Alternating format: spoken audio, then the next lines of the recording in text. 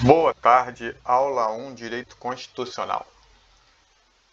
Hoje eu estou tendo que fazer uma aula aqui dentro do carro, gravar para vocês dentro do carro, porque eu fui terminar a montar esses slides aqui, era de madrugada e estava muito ruim para gravar, estava bem cansado. Então hoje vai ser dentro do carro. Pode ser que a gente tenha aqui então algum barulho de carro, ônibus passando. Aí peço que leve em consideração isso. Eu tentei aqui colocar um microfone de um fone para ver se melhora a questão do áudio. Mas sem mais delongas, vamos lá. Estudando Constitucional, aula 1. Direito Constitucional. Vamos lá. O que o direito constitucional se propõe? Se você for uma pessoa que já tem um conhecimento, espero estar te ajudando com algumas elucidações. E o meu objetivo é você que chegou aqui cru. Não sei nada, cara. Tô solto, sei o que eu escuto aí no dia a dia. Então vamos ver se no final dessa aula você sai daqui com alguns conceitos legais, achando que a matéria pode ser interessante, que eu acho que todas elas são, né? Pelo menos nesse início. Então vamos lá. O direito constitucional ele vai determinar como deve ser. Se lembra disso? Ele está tentando estabelecer as regras do jogo, como deve ser. Então é isso, como deve ser. Tá? Determina como deve ser. Então, conjunto de normas de funcionamento do Estado. Então, lembra que em alguma aula, eu acho que foi do direito administrativo, que eu vim falando da formação do Estado. E é isso aqui. O direito constitucional é como deve ser, como vai ser organizado o Estado, como vai funcionar. E também as garantias, direito fundamental do cidadão, por aí vai. Lá, direito fundamental do cidadão. Podemos pensar no direito constitucional a partir de 3 pontos de vista. Então, esses 3 pontos de vista é o seguinte, é como a gente vai estudar o direito constitucional. Eu vou apresentar os 3 para vocês. Eu vou tentando contar toda essa história, e vou contando, né, toda essa história para vocês, e você vai ver que isso está se encaixando com os tópicos ali que você tem na apostila. Não vou ficar mencionando página da apostila, o que é, mas é o primeiro, logo no início ali, o primeiro tema, o primeiro tópico, porque eu estou na rua hoje, então não tenho uma outra tela aqui para ficar vendo a página da apostila, mas vocês vão ver que está ali e com concatenar as ideias fica mais fácil, porque você vai acompanhando uma linha de raciocínio e no meio disso está todo o conteúdo. Então vamos lá, a gente pode pensar o direito constitucional como? Direito constitucional geral, direito constitucional comparado e direito constitucional positivo. Quais são as diferenças? No direito constitucional geral, nós vamos estar estudando sem entrar no âmbito interno de cada país, fazendo uma comparação em geral. Ou seja, a gente vai pegar o que é direito constitucional para todo e qualquer local. O que é direito constitucional? Quando eu estou falando de direito constitucional, o que eu estou querendo dizer? Isso a gente está estudando no âmbito geral. E aí depois se aplica em cada estado, conforme for. O comparado já é pegar a lei fundamental, que é o direito constitucional de um país, e comparar com o de outro país e fazer ali as comparações. Ó, aqui é assim, lá é de tal maneira. No geral, a gente fala todas as maneiras que podem ocorrer, entendeu? Pode ser A, B ou C. No Brasil é A, na Inglaterra é B, num outro país é C, no outro é uma mistura ali, é isso. E o direito constitucional positivo, a gente está entrando na esfera de um país. Vamos estudar o direito constitucional do Brasil. E aí a gente vai estudar as características que estão aqui no nosso país. Direito constitucional geral. Então vamos falar do geral. Vamos falar, que aí você vai ver vários conceitos que estão na apostila dos senhores. A gente vai ver o direito constitucional geral, depois a gente vai aplicando do Brasil. E aí a gente consegue entender melhor. Então, conceito sociológico. Sempre que possível, eu trago aqui uma maneira de gravar melhor as coisas, um processo mnemônico, alguma coisa. Mas esse aqui eu não pensei em alguma coisa, tá, gente? Então, vocês vão ter que gravar mesmo. O conceito sociológico é de Ferdinand de La Salle. Às vezes, pedem os nomes. Eu não me recordo agora se na apostila está com o nome.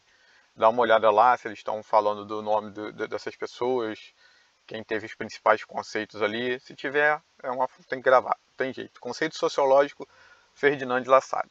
Mas o que quer dizer o conceito sociológico de Ferdinand de La Salle? Como é que ele pensa a Constituição? Ele pensa que a Constituição é uma soma dos fatores reais de poder. O que significa isso? Que é a imposição do poder mesmo. Se você consegue estabelecer e cumprir determinada regra. Isso seria a soma de fatores reais de poder. Isso fica mais evidente quando ele diz aqui, ó, Constituição escrita não passa de uma folha de papel. Por quê? Porque não adianta nada você fazer uma Constituição e escrever, dizer que ela está escrita, está lá, que é a Constituição, se você não consegue cumpri-la. Então, para ele, a Constituição escrita é uma mera folha de papel. A Constituição de verdade é a soma dos fatores reais de poder. É se você tem poder para cumprir, para fazer cumprir aquilo que você está dizendo no papel, entendeu? E aí a gente tem como exemplo, as pessoas gostam muito de colocar na nossa Constituição o artigo 7º, inciso 4 ali, ó.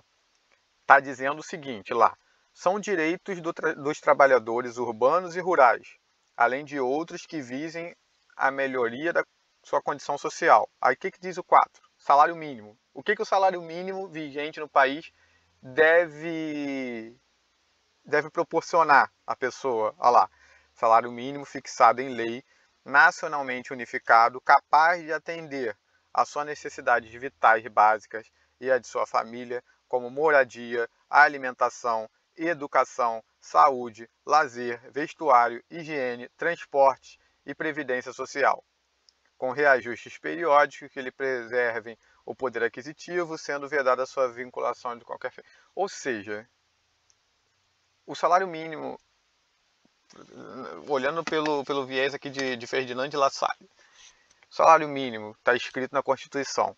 Isso é uma mera folha de papel com algumas palavras escritas ou tem poder para cumprir e fazer com que isso aconteça? Essa é a crítica, essa é a maneira de pensar de Ferdinand de La Salle, correto?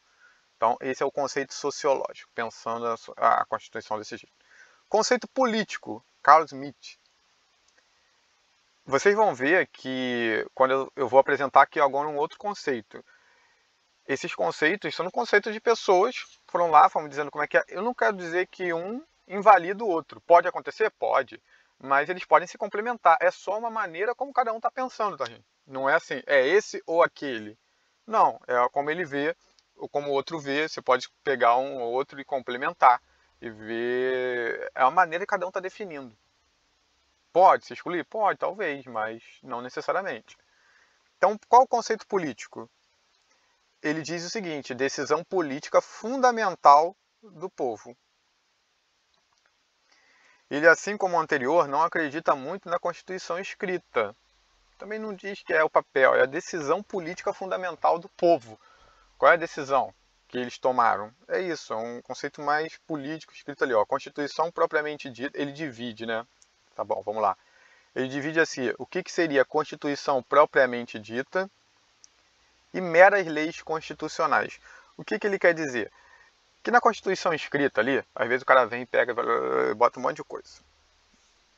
E ele está dizendo que é o seguinte: é a decisão política fundamental do povo. Constituição, conceito de constitucional é isso. O que ele quer dizer com decisão política fundamental? Fundamental é aquela que a gente viu no slide anterior. É a que organiza o Estado e diz direitos e garantias individuais ali, ou sociais das pessoas. Direitos e garantias e organização do Estado. Isso é o fundamental. Sendo isso, é matéria constitucional. Qualquer outra coisa são coisas infraconstitucionais, são da lei, e aí vai, outros tipos de organização. Não a organização do Estado em si, não aquela coisa essencial. Não sei se estou conseguindo me fazer entender pelos senhores, mas o e-mail no final está lá disponível. Qualquer coisa, faça essa pergunta, porque não é complicado, mas aqui eu não tenho o rosto ali olhando e vendo, e opa, a dúvida mais ou menos, e a gente ficar falando de várias formas para tentar explicar. Por isso que eu falo daquela dica de volta, escuta de novo, e não estou conseguindo entender ainda, de repente vale a pena procurar um vídeo de outra pessoa explicando isso, porque não é complicado e às vezes a linguagem de uma outra pessoa facilitou, pelo menos naquele tópico para você. Então, decisão política fundamental do povo é a decisão, o que é fundamental para a organização do Estado ou para direitos e garantias individuais, certo? Sendo isso, é matéria constitucional. Qualquer outra coisa não seria, está ali, mas não é. Então vamos lá, vamos continuar aqui que vai ficar mais claro. Constituição propriamente dita é o que? Seria materialmente constitucional, o que representa decisões políticas fundamentais. Eu tentei explicar o que é decisão política fundamental, né? Organização do Estado é uma decisão, são normas de organização do Estado, separação dos poderes, como é que vai ser, isso é constitucional. Outras são meras leis constitucionais. Então nós temos como exemplo aqui o artigo 242, parágrafo 2º da nossa Constituição, que diz o seguinte: o Colégio Pedro II, localizado na cidade do Rio de Janeiro, será mantido na órbita federal. Cara, existe umas críticas a isso, dizendo o seguinte: cara, o que isso tem a ver com a organização do Estado em si? Isso é uma outra coisa, não tem nada a ver. Se eu tirasse dali, eu continuaria organizando o Estado. Enfim, e aí, o que o conceito político vem nos dizer, ó, meras leis constitucionais. Ele está lá na Constituição, mas ele entende isso como mera lei constitucional e não como matéria constitucional propriamente dita. Seguindo, nós temos o conceito jurídico, Hans Kelsen. Eu falei dele em alguma, também deve ter sido no direito administrativo, que eu coloquei ali rapidinho uma pirâmide, dizendo que na pirâmide, no topo, estava a Constituição Federal, e aquilo era sim uma hierarquia, todo mundo tem que respeitar a Constituição Federal. Lembra? É esse aqui, o conceito jurídico. Norma jurídica fundamental e suprema de um Estado, ou seja, esta é a que confere a validade das demais. Lembra da pirâmide? Constituição está no topo, abaixo dela vem as leis. A lei, para que uma lei seja válida, ela tem que respeitar a Constituição. Se ela desrespeitou a Constituição, ela já está errada, já não é válida. Então, a Constituição é o fundamento de validade da lei. Entendeu? Às vezes falou, fica complicado ali, mas olha só, fundamento de validade. Por quê? Porque olhando para a Constituição, ela não é contra a Constituição, ela está dentro dos parâmetros que a Constituição previu, então ela é válida. Então a Constituição passa a ser o fundamento de validade. Botei aqui que vale a pena falar do seguinte, do neoconstitucionalismo e do pós-positivismo. Algo novo, neo, de novo, né? E é o que está acontecendo hoje, vindo. O que é? Ele diz que a Constituição, essa coisa, não deixa de ser uma norma jurídica fundamental, porém não é considerada uma norma fechada, e sim uma norma que está em constante diálogo com a sociedade e que se modifica constantemente. Porque senão seria, se ela ficasse engessada, só um minuto, se ela ficasse engessada, a gente não poderia modificar e ela fatalmente, rapidamente, iria ficar desatualizada, né? Então, no dia a dia, ela vem seguindo e se atualizando. Então, olha só, o que vem disso tudo aqui? Por que eu falei disso? Eu falei disso para falar para vocês da mutação constitucional. O que seria a mutação constitucional? Mutação constitucional, deixa eu só abaixar o celular para a gente não ter interrupção. Mutação constitucional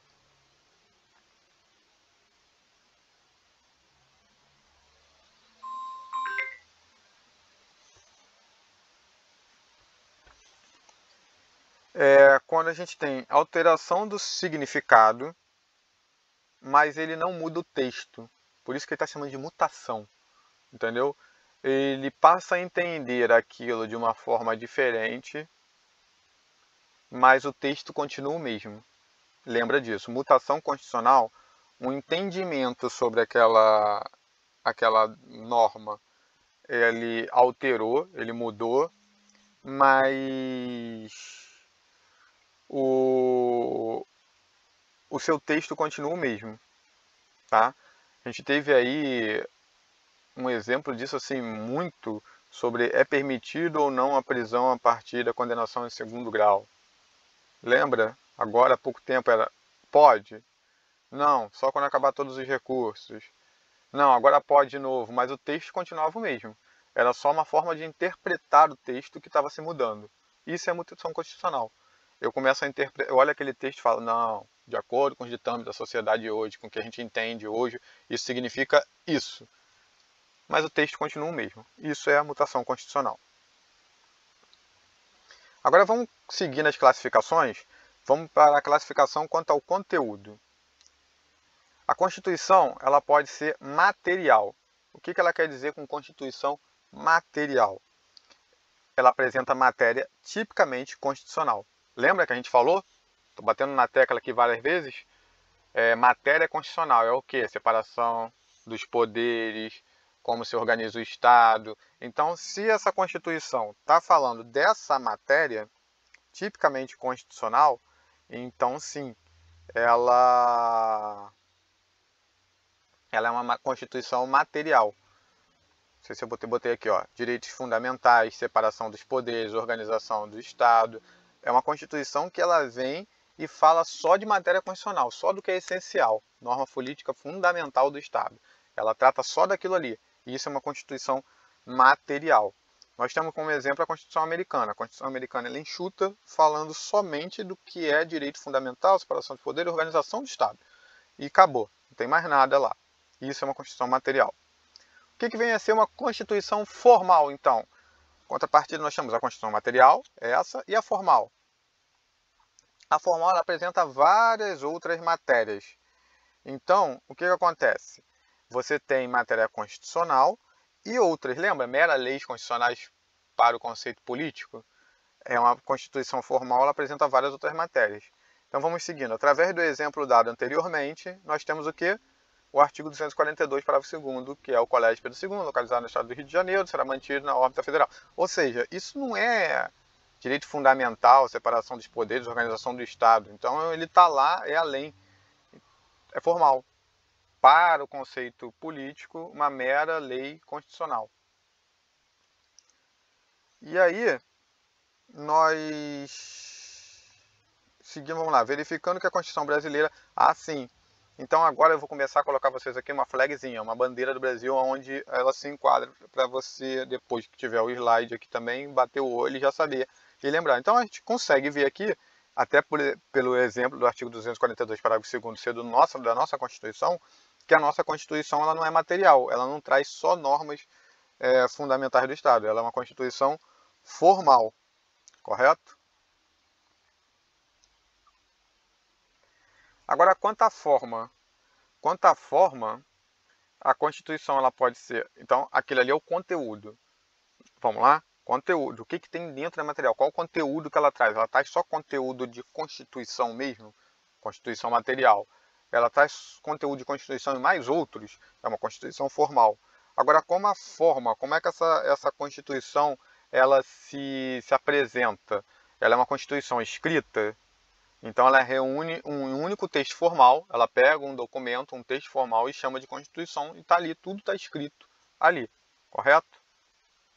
Aí botei aqui, nada impede, ela foi escrita num determinado, nada impede que ela seja acrescida de outras normas com o passar do tempo, que tem algumas modificações, ela é escrita, é um único documento, está ali, mas eu não estou dizendo com isso que uma Constituição escrita ela tem que ser estática, parada, não pode ser alterada. Uma Constituição escrita, ela pode ser alterada ao passar do tempo. Então nós temos ali, por exemplo, ato das disposições constitucionais transitórias, que é para um período ali de transição mesmo.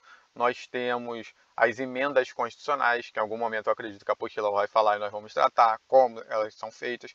Os tratados internacionais que são acolhidos pelo Brasil. Então, existem também umas regras, acredito que também vai ser falado, mas enfim, aqui é só para mostrar que a forma escrita e que ela ao longo do tempo ela pode ser modificada, ela pode ser acrescentada e por aí vai. A bandeira do Brasil, a gente já percebe que é a nossa também, né? Nós temos a Constituição escrita lá. E nós temos a Constituição não escrita. Constituição não escrita, ela é a reunião de vários documentos e aí sim, com a reunião desses vários documentos, você forma a norma constitucional. Não é um único documento chamado de Constituição, entendeu? É a reunião de documentos soltos, esparsos, que vão formar a Constituição daquele Estado. Quando tiver assim, nessa cor aqui, meio rosa, é o seguinte, é porque às vezes elas são chamadas por outros nomes. E aí vocês precisam saber porque pode cair, não sei se está na apostila também.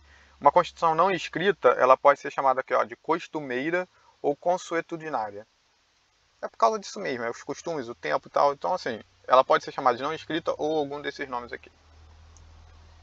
Seguindo, nós temos quanto ao modo de elaboração. Nós estudamos agora como que ela se apresenta e agora nós vamos ver como ela foi elaborada. Modo de elaboração, como é que ela foi pensada, como é que ela foi criada. nós vamos ver aqui que ela é uma Constituição dogmática. O que significa uma Constituição dogmática? Ela é elaborada em um determinado momento, reunindo os dogmas e pensamentos daquele momento. Ou seja, pega-se um momento, parou, vamos parar aqui e vamos elaborar uma Constituição. E aí você vai pegar o entendimento daquele momento, os dogmas daquele momento, as ideias daquele momento, e aí vai reunir naqueles documentos, correto? E essa é uma Constituição chamada de dogmática. Percebemos também que a nossa é exatamente isso. Houve um momento na história que nós paramos e falamos, vamos formar uma Constituição. Vamos pegar o pensamento. E por isso é que ela precisa ser, para ser eficaz, ela precisa, ao longo do tempo, ser modificada, ser acrescentada. Porque, imagina, quando a Constituição foi elaborada, ele reuniu os dogmas e pensamentos daquele momento. Mas os dogmas e pensamentos daquele momento era muito aquém do que nós temos hoje em matéria de tecnologia e por aí vai. Então, com o avanço natural da sociedade, a gente tem essa necessidade de também ir modificando essa Constituição para que ela seja aplicável, senão ela vai ficar obsoleta. E aí nós vamos poder ter também a Constituição, temos também a Constituição dogmática e a Constituição histórica. O que é a Constituição histórica? Ela é formada ao longo do tempo.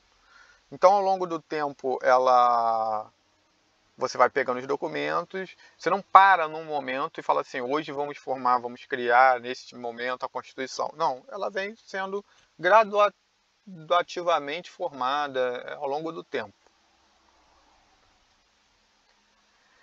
Aqui eu botei uma coisa interessante, olha só, podemos fazer uma correlação e já perceber que uma Constituição escrita, ela será necessariamente dogmática. Porque para você pegar e escrever uma Constituição, você precisa parar num determinado momento e elaborar aquela Constituição. Então ela vai ser dogmática, vai reunir o pensamento, a escrita daqueles momentos. E uma Constituição não escrita, ela é histórica, né? Porque ela não é escrita, não significa que não tem documentos escritos, mas são os diversos documentos que ao longo do tempo, ou seja, ao longo da história, vão formando a Constituição. Quanto à extensão, ela pode ser, quanto à extensão, o tamanho ali dela, o que ela pode ser? Ela pode ser uma Constituição sintética. O que é uma Constituição sintética? É aquela Constituição que trata apenas de matérias fundamentais. Lembra que eu falei, essas classificações, elas podem ser antagônicas, mas elas também podem se complementar, elas podem estar dizendo a mesma coisa com nomes diferentes. É só uma maneira de classificar. A sintética é aquela que trata só de matéria fundamental, certo? Material, ou seja, trata apenas de matérias fundamentais. Sintética, ela é pequenininha. E aí tem gente que... Ah, tá, ela também pode ser chamada aqui, ó, de concisa e resumida. É isso mesmo, ela é bem concisa, ela é resumida, ela é matéria constitucional e acabou. Sintética. E temos a Constituição analítica. Uma é sintética, a outra é analítica, vai analisando um monte de detalhes, ou seja, aborda vários assuntos e vários detalhes. Ela também é chamada de prolixa.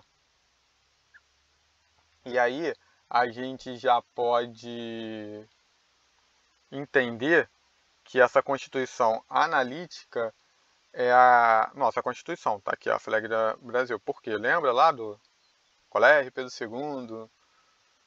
Ela vai em vários assuntos. Galera, hoje eu tô dando umas pausas, não sei se está sendo percebido aqui, é porque eu tô na rua, tá? Então tem que ficar atento à minha volta, olhando, várias coisas acontecendo aqui, mas vamos lá. Espero que não esteja comprometendo tanto a qualidade da instrução, porque esse super rígido não era para ter aparecido agora não, mas esqueci de animar. Deixa aí que ele vai entrar no conceito.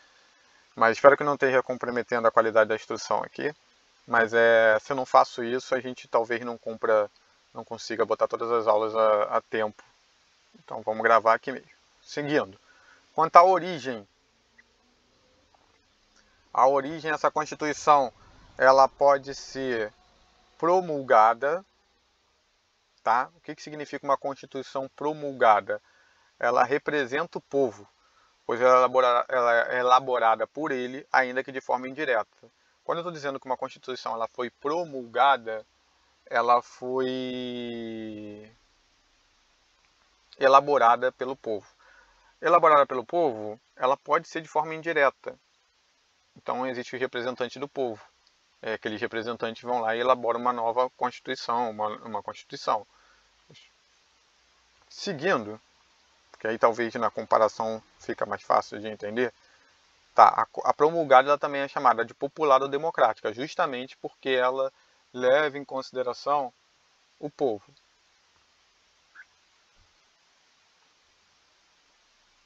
Tá aqui a Constituição promulgada.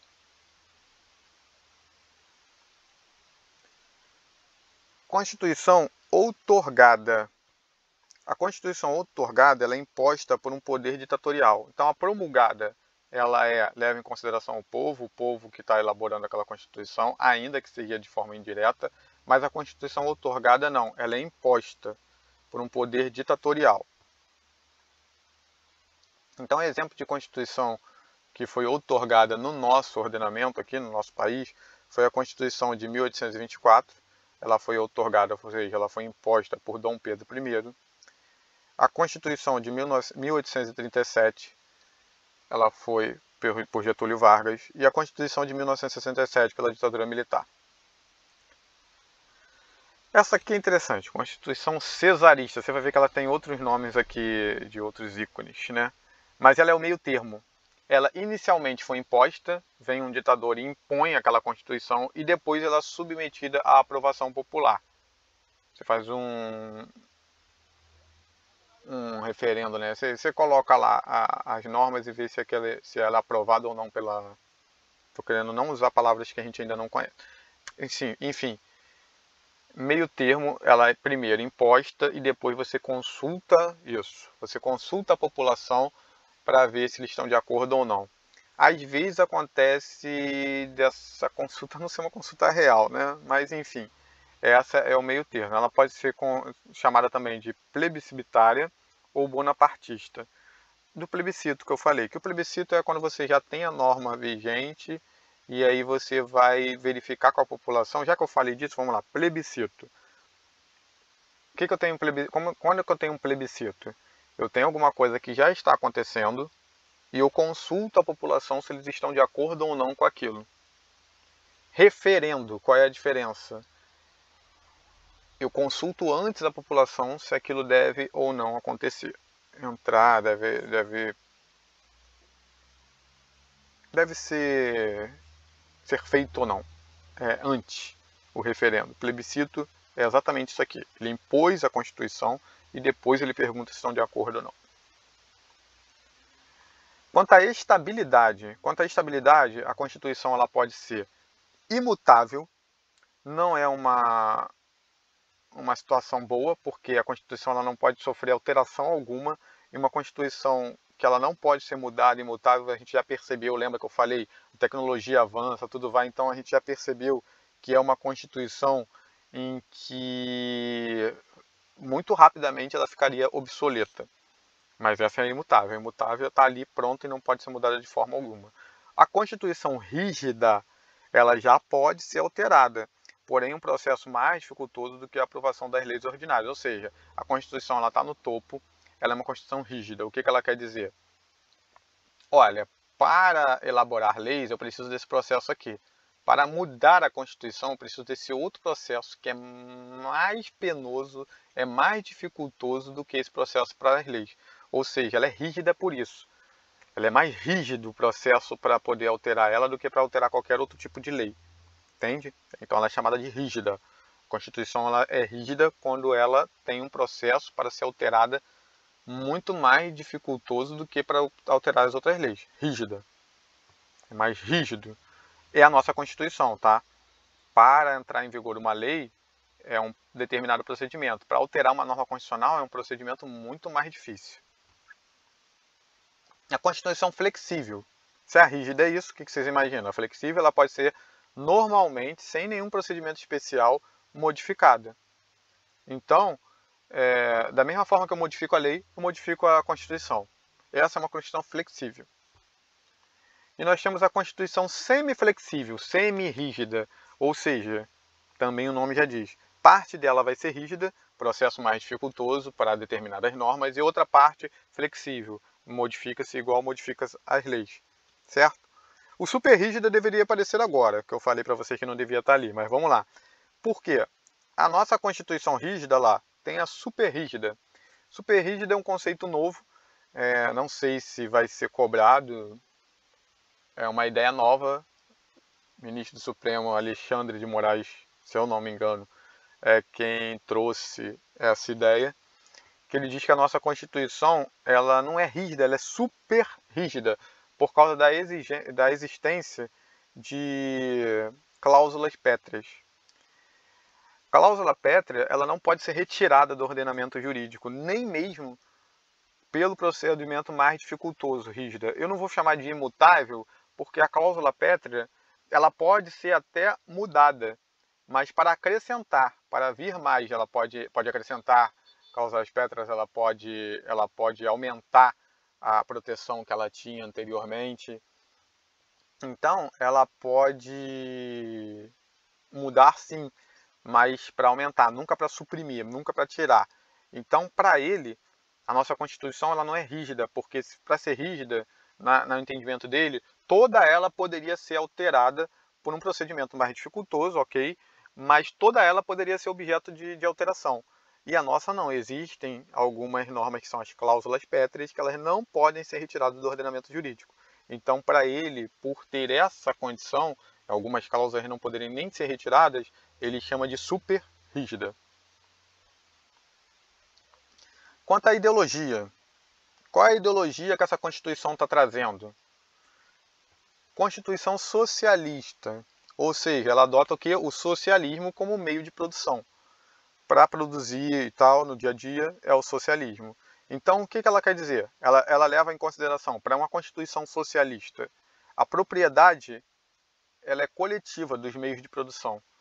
Meio de produção coletivamente, não tem uma propriedade única. A economia ela é plana e planejada pelo Estado. O Estado vai intervir naquela economia no total, ela é planejada pelo Estado. E a igualdade entre as pessoas. Essa é uma Constituição socialista. Os exemplos estão aqui, Cuba, China, Coreia do Norte. E vamos para outra, que é a Constituição capitalista. Ela vai fazer uma contrapartida ali, contraposição com a socialista. Então vamos lá, ela adota o capitalismo como meio de produção. Enquanto a socialista adota o socialismo como meio de produção, a capitalista adota o capitalismo como meio de produção. Então aqueles três tópicos ali, vamos bater um a um aqui como é. Lá é a propriedade coletiva, né, dos meios de produção. Aqui nós defendemos a propriedade privada. Nós temos a livre iniciativa, lá é a economia plana, planejada pelo Estado, aqui é livre iniciativa. Cada um vai poder empreender, fazer, dentro do que a lei permite, é livre a iniciativa. E a liberdade do indivíduo em contrapartida da igualdade entre as pessoas. É lógico que eu não estou dizendo aqui que na Constituição capitalista, ela não vai pregar em alguns momentos pela igualdade, por exemplo, na justiça e por aí vai, não é isso.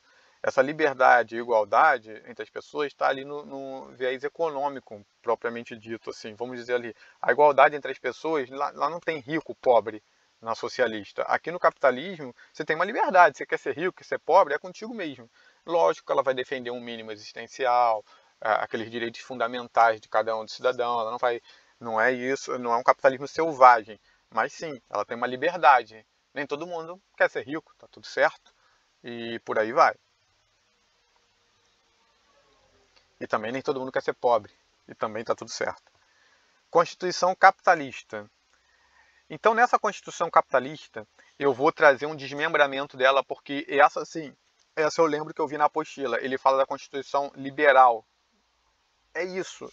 A gente pegou o capitalismo, e lembra que eu falei ali, não é selvagem, então nós vamos destrinchar, tem dois aqui. E a apostila, ela parou aqui no capitalismo liberal. Nós temos já uma evolução quanto a isso.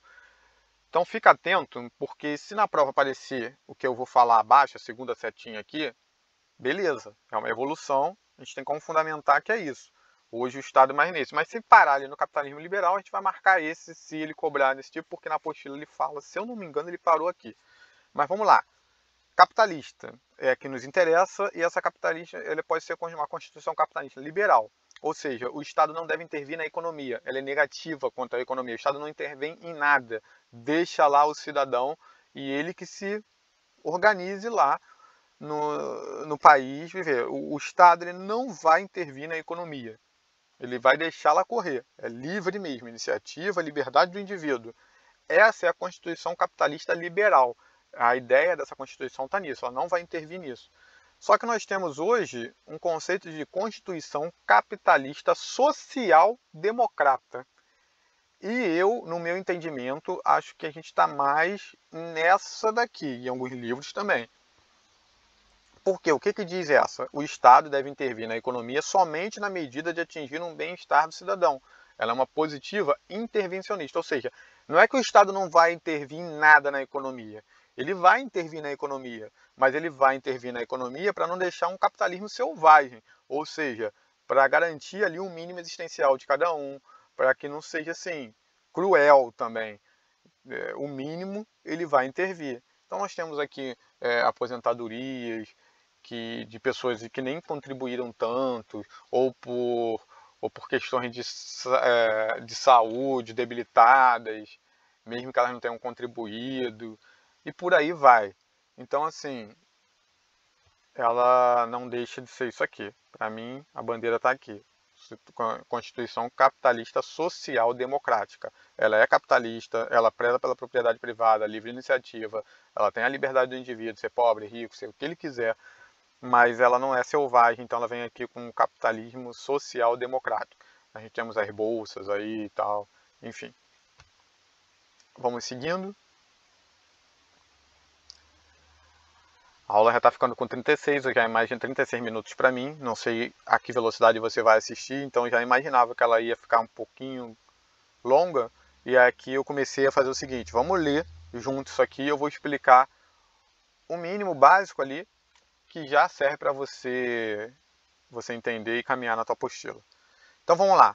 Título 1, lá na Constituição, dos princípios fundamentais, artigo 1º, a República Federativa do Brasil, formada pela União indissolúvel dos Estados e municípios e do Distrito Federal, constitui-se em Estado democrático de direito e tem como fundamentos. Lembra, eu já falei para vocês de Estado democrático de direito. Talvez na aula de constitucional é essa. Talvez na aula de administrativo. Até porque constitucional e administrativo eles andam muito colados. Então na aula de administrativo eu falei disso, vou dar uma relembrada aqui. E quais são os fundamentos? Tá ali. A soberania, a cidadania, a dignidade da pessoa humana, os valores sociais do trabalho e da livre iniciativa, o pluralismo político, e o parágrafo único diz que todo poder emana do povo, que o exerce por meio de representantes eleitos ou diretamente nos termos desta Constituição. Então vamos lá. Estado democrático de direito. Lembra? Falei lá, quem está acompanhando todas as aulas comigo, mesmo que de forma de revisão, já viu isso e já vai saber responder. Tenta aí, ó.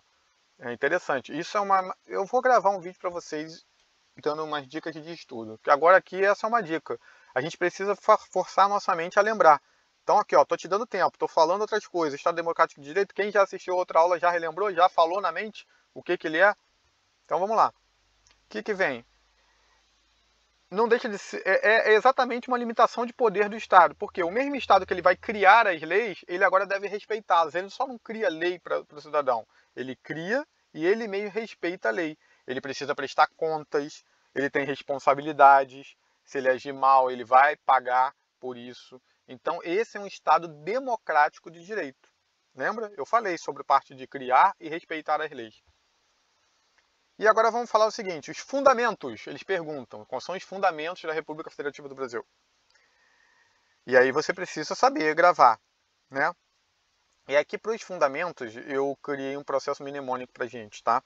Para quem ajudar, usa isso. Quem prefere gravar ali, tem facilidade, vai do teu jeito. Isso aqui é a tentativa de te ajudar. O que eu pego ali? Fundamentos. Se ele está pedindo fundamentos, eu pego as duas últimas letras, tá vendo ali? S e O. Tá, fundamentos são esses, circulei ali. Pega as duas últimas letras ali, ó, S, O. Vou trazer com uma seta para cá e vou botar ela invertida. Vai ficar ó, fundamentos. Eu vou lembrar que começa com so. E aí, eu tenho a palavrinha que você vai repetir aí como um mantra, vai repetir algumas vezes, que, cara, ela cola na mente e fica. Qual o processo? Sociediva plu. Fala aí comigo. Sociediva plu. Sociediva plu. Sociediva plu. Sociediva plu. Sociediva plu. Sociediva plu. Você vai ficar sociediva plu. Sociediva plu. Fala essa palavra várias vezes. Na hora de fundamentos, caraca, como é que é? E calma aí, ó. S-O. S-O é o final. Sociediva plu. Quando você lembrar disso, sociediva plu, é isso aqui, ó. Soberania, cidadania, dignidade, valores, pluralismo. Então, assim, pode te ajudar. Se te ajudar, ótimo. Se não te ajudar, vê teu jeito aí, grava essa parada aí que eles perguntam. Quais são os fundamentos? Os fundamentos são esses. Vamos falar dele para não ficar solto? Soberania é um poder absolutamente livre. Essa soberania é atribuída à federação e não aos entes internos da federação. Quem são os entes internos da federação que a gente estudou lá no administrativo? União, Estado, Distrito Federal são as pessoas jurídicas criadas aqui dentro para nossa organização, né? Então, a soberania ela é da federação. Ela não é dessas pessoas. Essas pessoas elas têm autonomia. Tem autonomia. Nós em algum momento vamos falar mais sobre isso. Mas lembra disso, soberania é da federação, da República Federativa do Brasil. A República Federativa do Brasil, ela tem soberania. A União, Estados e Distritos Federais, eles são entes internos, eles não têm soberania. Tá? Soberania, circulei ali no verde, é da federação. Eles aqui têm? Não têm. Eles têm autonomia. Eles são autônomos entre si. Eles têm autonomias internas aqui. Para o lado de fora, externamente, outros países, nós temos soberania. Nós somos soberanos. Mas não é o Estado do Rio de Janeiro é soberano. Não. É a República Federativa do Brasil. Eles têm autonomia. União, Estado e Distrito Federal. Vamos falar agora de cidadania. Cidadania está em dois viés, tá? E aqui na Constituição, quando a gente está falando de fundamento, a gente está falando num deles. Qual é o primeiro? O sentido estrito e o segundo sentido amplo. No sentido estrito da coisa, mais fechado, ele está dizendo que cidadão, muitos de vocês já devem ter ouvido isso, que cidadão é aquele cara que tem o direito de votar e pode ser votado. Se ele pode votar e pode ser votado, ele é um cidadão. Esse é um sentido mais fechado, mais estrito da coisa. Mas tem um sentido amplo. No sentido amplo, cidadão, ele quer dizer, cidadania no sentido amplo, ele está querendo dizer que é o direito de ter direitos. Direito de ter direitos. Acesso aos direitos. Ele não ser marginalizado, não ser jogado num canto, não ter gente que fala assim, não, você não tem direito aos direitos mesmo básicos. Então, ele está dizendo com cidadania isso. E na Constituição, é lógico que a gente está falando como cidadania, essa questão de direito de ter direito, de não ser marginalizado, deixado de lado. Essa é a cidadania. Dignidade da pessoa humana. Todo mundo tem dignidade, tá? Nem que seja a mínima ali possível, mas todo mundo tem. As coisas, elas têm preços. Pessoas têm dignidade, certo? Todo ser humano tem um mínimo de direito que tem que ser respeitado, que são os direitos fundamentais. E aí gera aquela questão incômoda, eu não vou entrar em discussões sobre isso. Discussões filosóficas, se eu concordo, se eu não concordo, a gente senta num café e discute. E aí depois, se a gente conseguir ser autoridades, representantes do povo, a gente tenta modificar. Mas nesse momento a gente aceita o que está previsto. E não entra naquela discussão, tem ou não, porque a gente vai pegar, entendeu? Preso. Ele tem direito fundamental, tem um mínimo de direito que tem que ser respeitado. E não cabe a gente desrespeitar, porque senão cada um vai fazer o que quer. Cada um vai dizer qual é a parte da Constituição que ele aceita e qual que ele não aceita, então ele não vai. Seria uma bagunça. Então a gente tem que aceitar. Não concorda? Vamos tomar um café, vamos discutir, é legal. Mas não concorda mesmo e quer tentar modificar? Cai dentro, vira aí um representante do povo e faz por onde. Aí a gente tenta modificar alguma coisa. Mas fora isso, é isso. Então todos têm um mínimo existencial ali, um mínimo de direitos que precisa ser respeitado. E isso é a dignidade da pessoa humana. Valores sociais do trabalho e da livre iniciativa. Aí vem pela aquela que a gente falou ali no outro tópico, que é um capitalismo social, democrático, que tem os valores, a Constituição é capitalismo, ela tem valor, tem livre iniciativa e por aí vai. Então é o seguinte, Como observado, temos a Constituição capitalista com o modelo social-democrata. Logo, ela vai harmonizar a busca do lucro. Você pode, é lícito, buscar o lucro através da sua livre iniciativa, empreender, fazer aulazinha aqui no YouTube para ver se o pessoal contribui no final, quem não está contribuindo. É livre iniciativa. Você pode fazer, buscar seu lucro. É lícito, você tem esse direito. Mas você tem que compatibilizar isso com os valores sociais do trabalho. Você não pode explorar um trabalhador, vai ter direito de trabalho, tudo isso, e aí vai. Então, é essa. Valores sociais do trabalho e da livre iniciativa. Ele vai fazer com que as coisas sejam ali equilibradas. Correto? Pluralismo, essa língua aí presa, vamos lá. Pluralismo político. O que é? É o livre debate de ideias e ideologias serem publicamente sustentadas, né? Você pode, não tem problema nenhum quanto a isso. É o que eu falei ali, não concorda, tem o pluralismo político. A gente pode sentar, tomar um café, ou você pode mesmo entrar para ir para a vida pública, política, tentar modificar alguma coisa e levar essas ideias para votação e por aí vai. Estado Democrático de Direito, vamos continuar aqui. Título 1 dos princípios fundamentais, nós temos o artigo 2º. São poderes da União independentes e harmônicos entre si, o Legislativo, Executivo e Judiciário, ou seja, a tripartição dos poderes. A gente conhece isso na prática, pelo dia a dia, mas aqui tem algumas coisinhas que eu ia passar bem rápido por isso, mas tem algumas coisinhas que eu quis falar, até por causa do momento recente que nós vivemos. O Exército ele tem que entrar, as Forças Armadas, enfim, vou falar aqui rapidinho deles. Então vamos lá. Montesquieu preveniu o abuso de poder do Estado. Ele foi o cara que falou mais ou menos como está hoje, Legislativo, Executivo e Judiciário. Foi ele que pensou isso primeiro? Não, já tinha isso antes dele, já tinha outras ideias, outros poderes, outras formas de pensar, mas da maneira que está hoje é trazida por Montesquieu.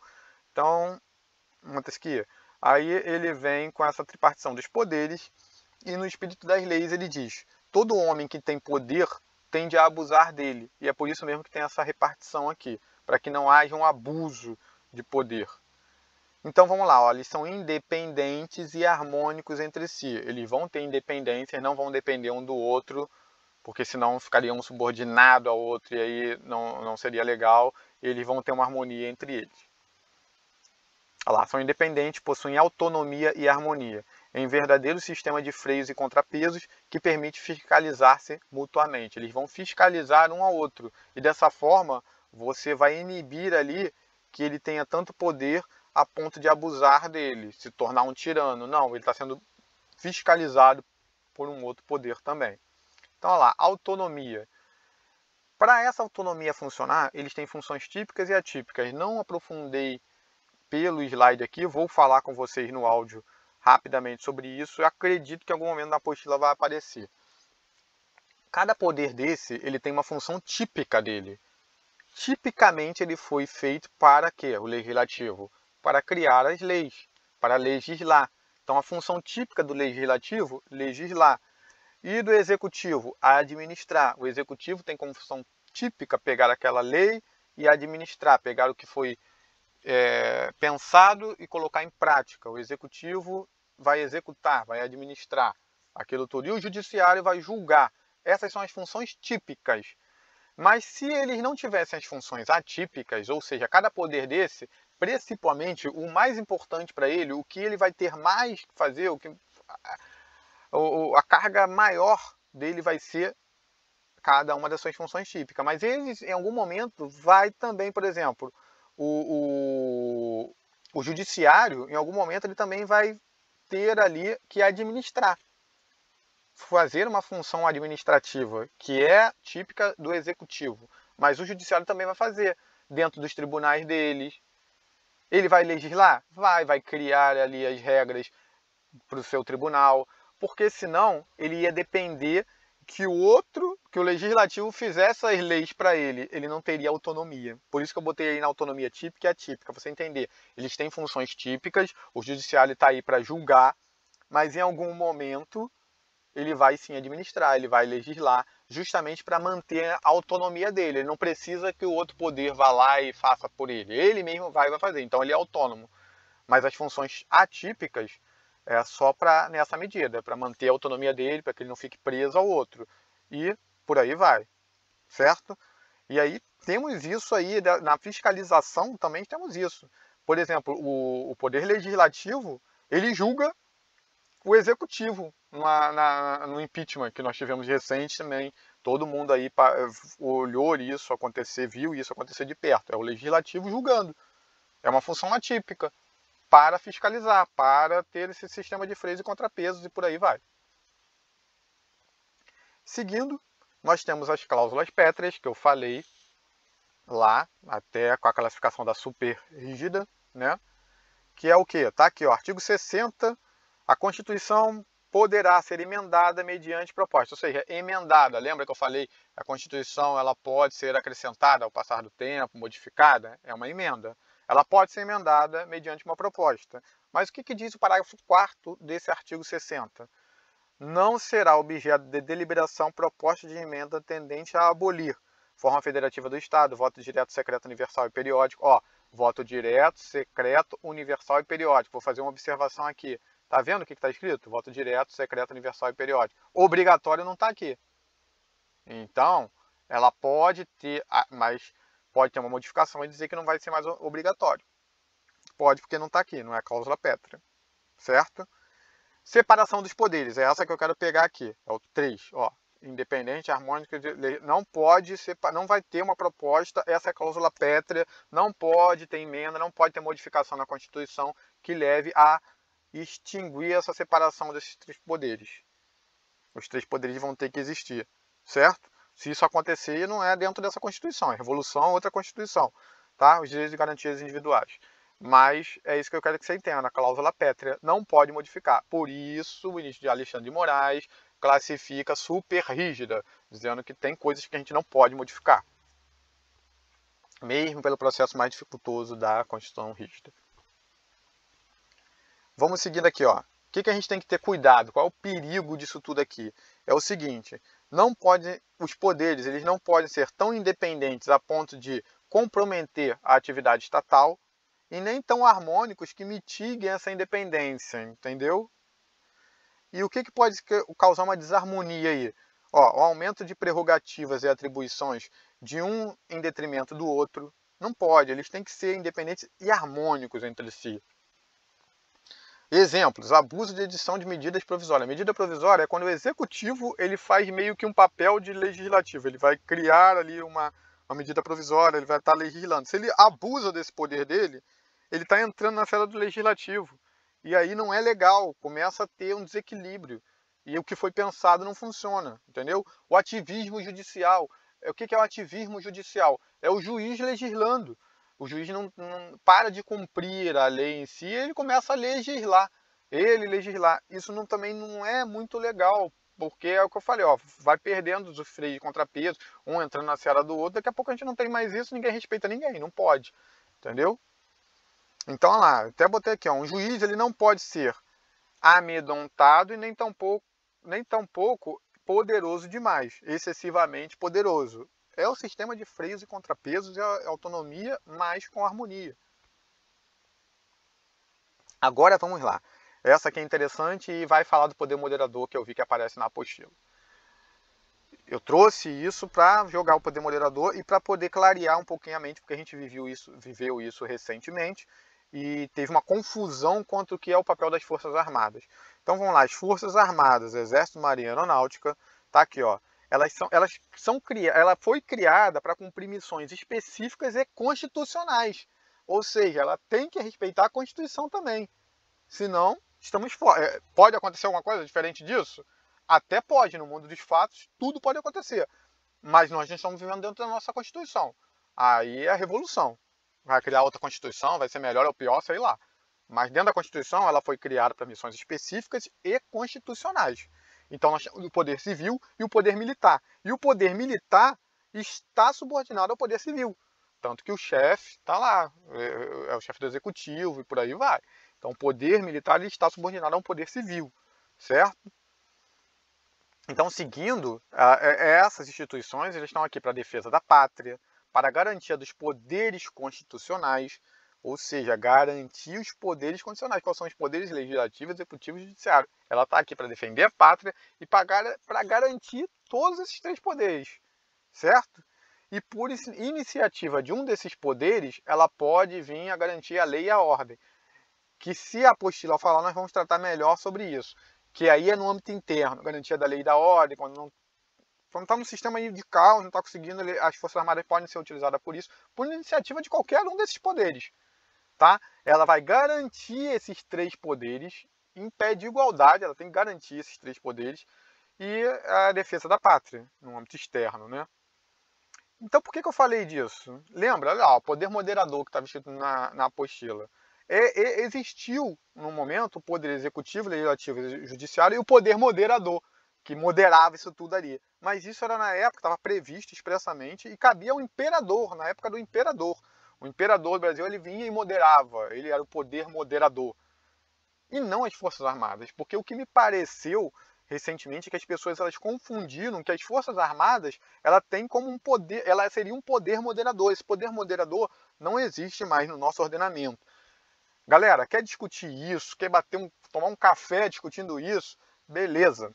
Mas entender para que a gente possa passar nas provas, ou para que a gente possa até entrar nesse mundo jurídico e tentar modificar as coisas, a gente precisa entender o que está previsto. O que está previsto é isso. Forças Armadas não é um poder moderador. Poder moderador não existe mais. Nós estamos com os 3 poderes. E é isso que a nossa Constituição prevê.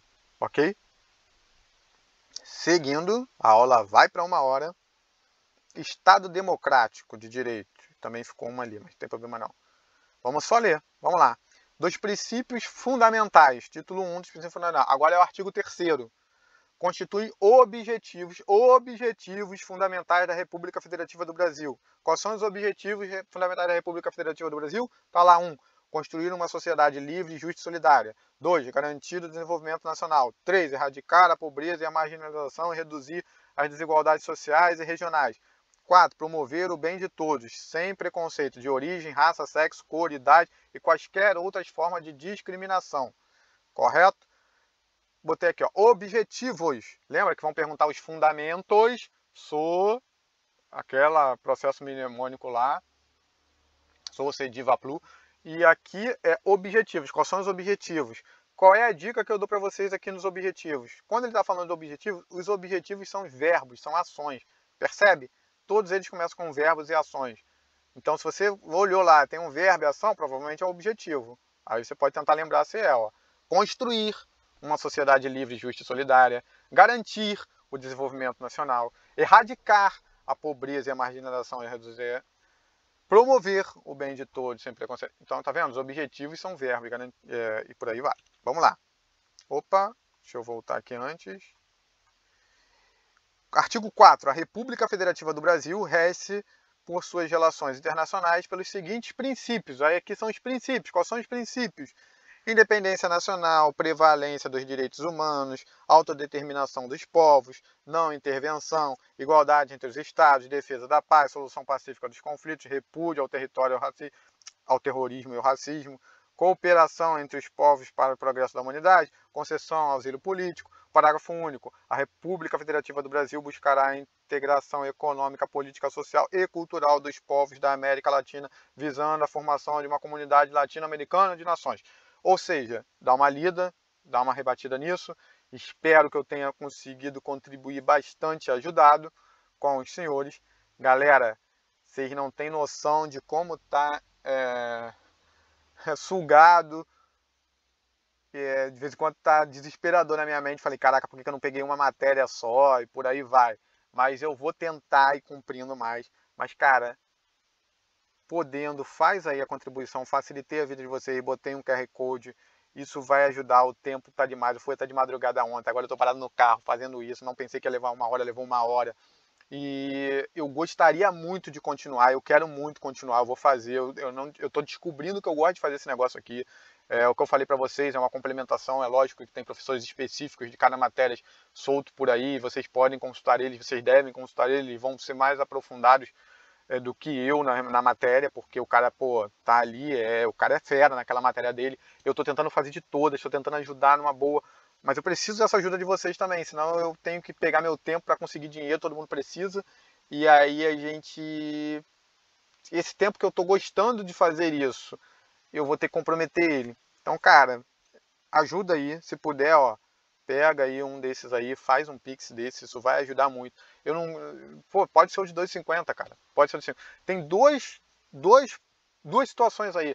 Uma, você me ajuda, se cada um der um pouquinho. Eu acho que a aula vale, né?